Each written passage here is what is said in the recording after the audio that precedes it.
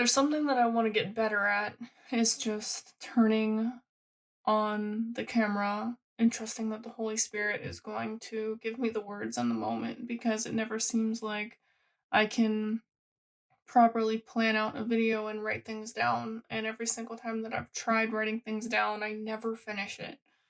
And so I'm just gonna speak and trust that the Holy Spirit will do his thing. Um Yesterday I tried making a video and it was a 4-minute video. And when I was trying to upload it to YouTube, um, it wasn't working over and over. It wasn't working. And so I figured I would just make a little bit more of a proper video. Um, and this stuff still isn't fully like mapped out, but I still want to talk about it. And so I yesterday felt very prompted after watching just the beginning of a video. Someone said the words crippling anxiety. It was a pastor, and he said that he was praying for someone he knew who suffered with crippling anxiety. And I immediately got on here and I recorded that video. And my take on it yesterday was that I, all of my life, um, I have had crippling anxiety. Like like I've been paralyzed by it all of my life. And this year I I don't deal with it the same way. Like I don't have it as bad. Like God is loosening that part of me. Like that stronghold is being broken. Um and, and a part of that I have discovered, a part of that is spiritual, but the bigger part of like the video that I made yesterday was about food intolerances, and how I think way more people, mostly Americans, I would say, probably suffer with food intolerances and reactions to things that we eat. Like way more people than we than would, that you would guess. Like the average American eats things that are not good for our minds and bodies. Like too many of us have anxiety, or too many of us are on antidepressants or anti-anxiety meds. Or I mean, therapy is healthy and all, that's great, but like I think too many of us need therapy. And my take also yesterday was, if you have anxiety for anxiety's sake, like I did all of my life, despite having like a wonderful family and like a good upbringing, and I never understood why I suffered so tremendously with anxiety and fear, and I just couldn't get myself to do most things. I've always had this really, really gripping, really intense, like fear and like phobia or whatever you want to call it, of like calling people and answering phone calls and talking and being social. And then it was like I couldn't get myself to drive in all of my 20s. I couldn't get myself to work. And if you've always suffered with things that didn't have an obvious cause, if you suffer with brain fog or anxiety, I know I feel like I'm repeating myself right now, but you might have food intolerances. You might be getting a reaction to something you're eating or drinking or taking.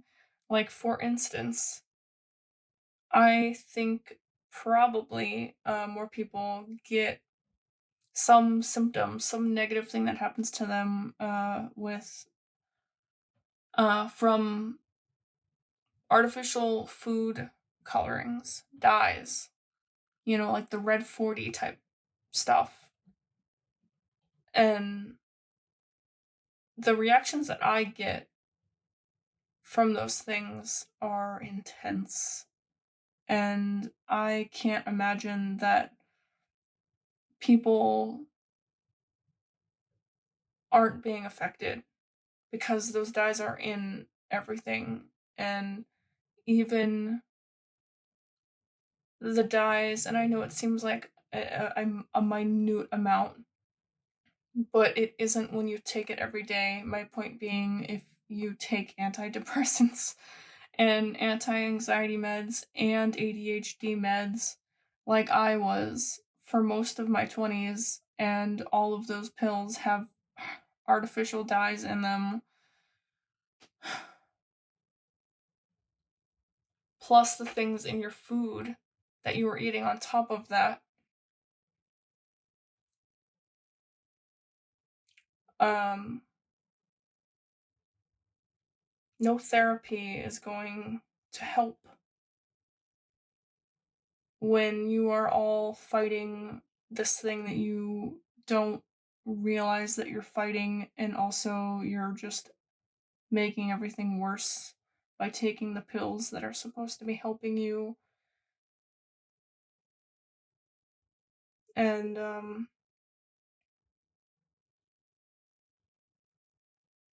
strongholds are also spiritual, but I think the bigger problem here that I think more people need to be aware of is,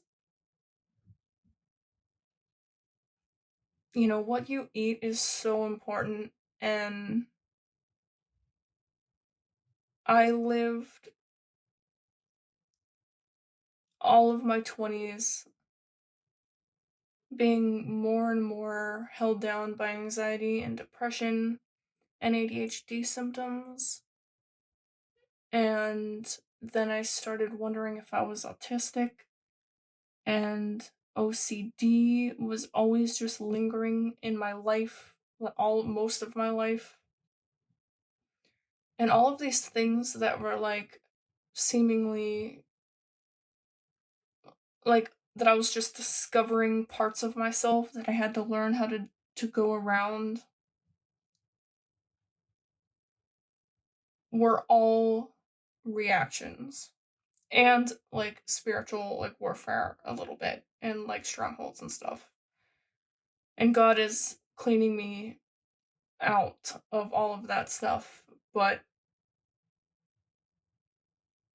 I just think that I've been fighting reactions my whole life. And right now I feel like I get reactions to gluten, artificial food dyes, artificial flavors in food, and pesticides. And specifically the pesticide reaction, and this is where it gets really interesting, and I want to know more. If anybody knows more about this stuff, I would like to hear your take on it. But reactions um feel a lot like spiritual warfare, where all of a sudden, and it was a lot more heartbreaking before I realized I was having reactions, when I full on was like going through this stuff blind, not knowing why it was happening at all. It really adds to the pain of dealing with it. But like a reaction will hit, and I will, like, it will literally feel like all of the good has been sucked out of the world, and I can't feel anything good, and all I can do is cry. And like the pesticides will make me really dizzy, as if someone is going like this with my head. And then at night, pesticides specifically will have me get sleep paralysis, and sleep paralysis dreams where I can't speak, and there's that like presence that I can sense, and then I'll just wake up and fall back asleep, and that'll happen several times, and it's horrible, and other reactions are a little bit less intense, and they're a little bit different, like wheat and probably like the artificial ingredients. They're more like allergy type symptoms where I'll just like my face will get itchy, really intensely itchy, maybe a little bit of dizziness as well, but I'll get really irritable and really emotional and crying and not, brain fog. The brain fog it lingers too. It's bad.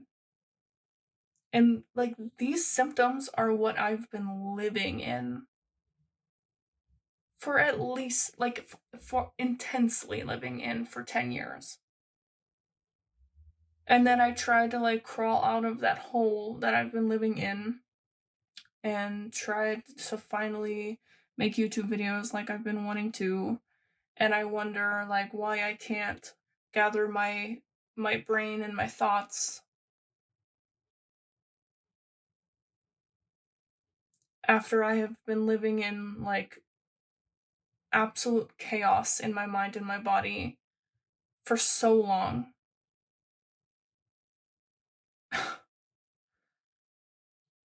My point is that I think a lot more people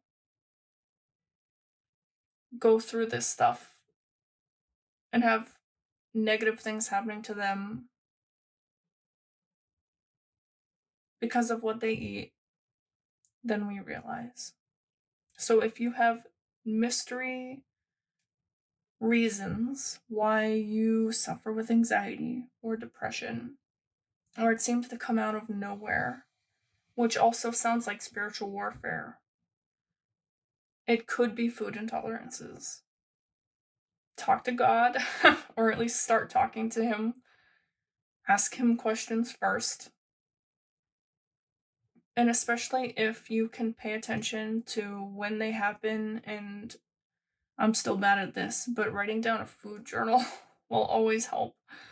Pay attention to what you're eating, and if there's any correlation to like a bout of anxiety, maybe it's something that you're eating. And the stuff is really important, and like I said, it's really hard for me to feel great about putting a video out there where the whole world can see when I can hardly like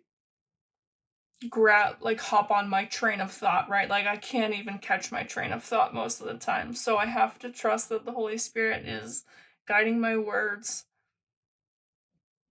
And I really just wanted to get this thought out because it's important. And it's my whole world at this point. So think about that stuff. Even if it's lifelong struggles, it's not just a part of your personality. You're not doomed to have anxiety your whole life.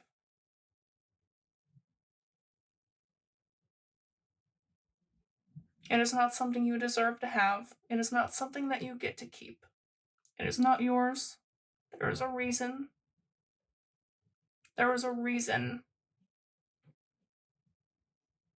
If your mind or your body fails you on a regular basis, there is something that you can do about it, whether that's spiritual or physical. I am here to give you hope that your mind and your body will not be on fire forever. You will not live in chaos, and you will not live in a black hole forever. If I can get out of this, you can too. God bless you guys.